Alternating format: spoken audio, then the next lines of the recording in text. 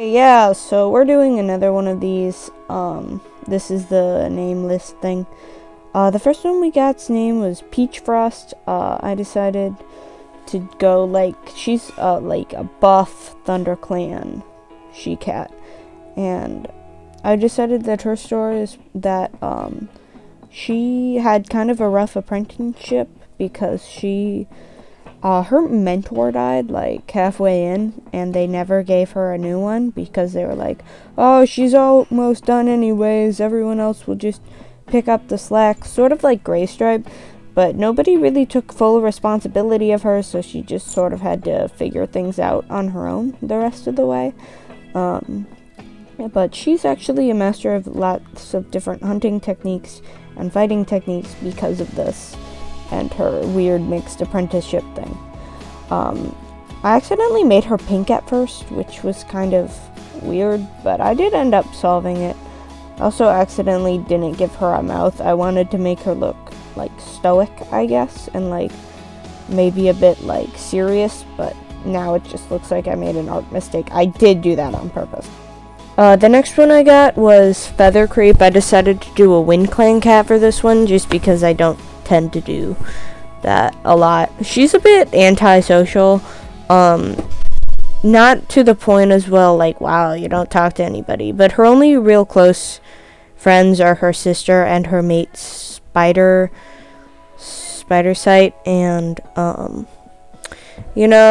her thing, the reason she got her name is because she's very good at creeping up on people. Like, there was this battle with ThunderClan, and she would like sneak up from behind, like she'd skirt around and attack them from behind, so that was her warrior name. And she really likes to collect feathers, and not just for her nest but for the nests of her loved ones.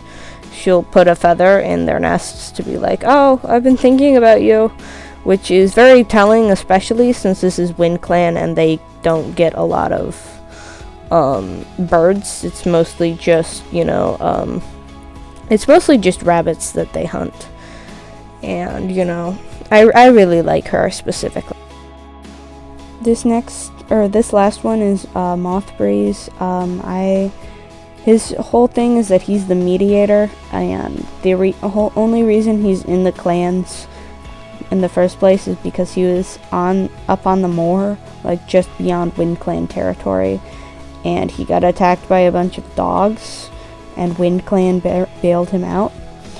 And when they were like, oh, what are we going to do with this cat, they just suggested to the other clans that he'd be the new mediator, since they hadn't had one of those in a while. So that's what he did. And he's been the mediator for a while.